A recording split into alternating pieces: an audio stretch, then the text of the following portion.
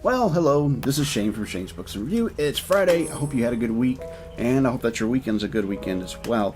Now, let's just go ahead and get this out of the way. Today's book is going to be The Fold, wrote by Peter Clines. Now, I found out there's a series, and I, like most everybody these days, enjoy a good binging, and that's what I've been doing. So I've been engorging myself on Peter Clines. Maybe I shouldn't say that way. That might be took out of context. I've been engorging myself on the writings and literature that Peter Clines has been putting out. There, that comes off better. The story is a phenomenal story. The Fold is really well done. It's nice. It's a good tie-in to the original without being the original retold, which doesn't happen every time. As mentioned on Monday, Mike is our main character. Mike is a super genius. He describes his abilities as having these little ants in his head that pulls information and moves it and stores it and catalogs it and puts little labels on it, etc. Not only is that the case, but he's made those choices for himself. He wanted to do that because he saw how miserable some other people that were super intelligent were, and he wanted to try to avoid that. Kind of to see where the guy would be coming from, because that would just be harsh. Having that degree of self-wisdom and wisdom overall, and then abilities on top of it. Cool stuff that. And that ties into Peter Clines and his ability to write a character. Instead of it just being, hi, meet Mike. Mike might have a different name. He's a cool guy. We see in the beginning of the book the way that he interacts with his students. We see what kind of a person that he is. The story doesn't necessarily start out with Mike. Instead, it starts out with a scene where a guy shows up from being on a business trip and starts to demand where his wife is, even though his wife is right there. Things go really astray really quickly. We have a cutscene. We go to Mike. We find out that Mike has a friend, but he's in the higher ups of the government and works with military, so kind of like DARPA. And he wants Mike to go out to take a look at this because people have been really tight-lipped about this whole process and what's happening, and he needs to get it funded because he's already dumped so much money into it. He needs to get a result, and it's a phenomenal idea. What's going to come from this project is the ability to walk through something and show up somewhere else. So teleportation. So it's teleportation, but not really, because the scientists are saying, no, it's not. What we do is we do this, and there's a scene where it's kind of described, and it's described in the modern way of describing space. Okay, so everybody has that analogy now. With the exception of they didn't stick a pencil through it, so I caught that. That's a good nod. Yes.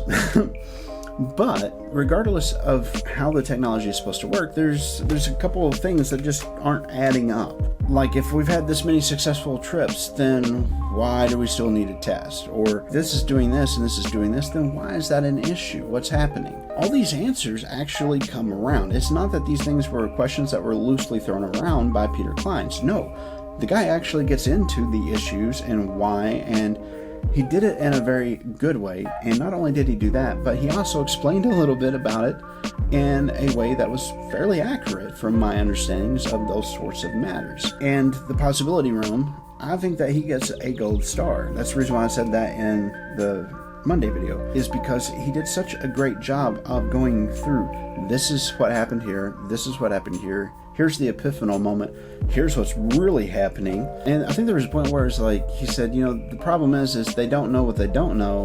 They think they know that they don't know. It sounds confusing, but it's very actually accurate if you follow it. Because sometimes in life, if you're working on a project or you're trying to figure out an equation or something, you get to a point where you realize that you didn't know what you thought you knew. That's one. Two, you really don't know what the main thing was or is going to be whenever you get done. Then there's the, how do you actually apply it? So, I mean, you know, even though it sounds ridiculous whenever you say it that way, it's actually a very intelligent way to describe the problem. I'm curious if you have read this book, if you caught on to a couple of details, and you'll know which they were. It had to do with the differences. If you've read it, you'll know what I mean by that. And if you did catch them, kudos.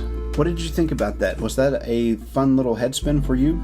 Did you enjoy seeing things unfold in the way that they did? See what I did? Oh, it's a bad pun. I've really enjoyed reading this. I think that this book and 14 are certainly worth your time, efforts, and energies. And I think that it doesn't matter which way you read them. If you read Fold first before you read 14, it would be new and different. And then you would have the same, oh, moment that I did towards the end of the book. I was like, oh, cool.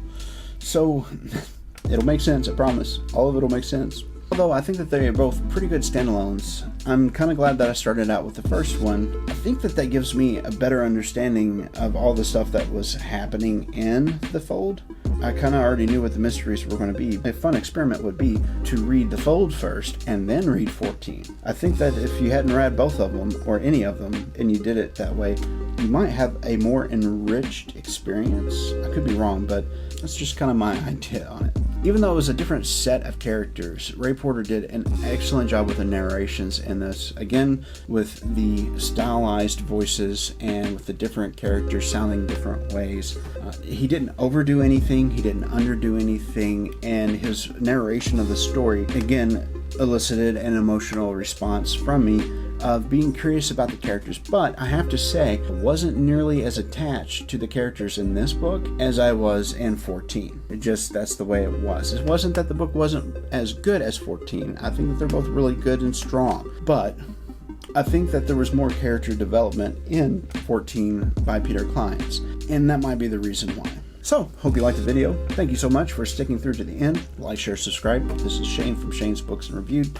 Our book today was The Fold, wrote by Peter Clines, narrated by Ray Porter, and I will see you on Monday.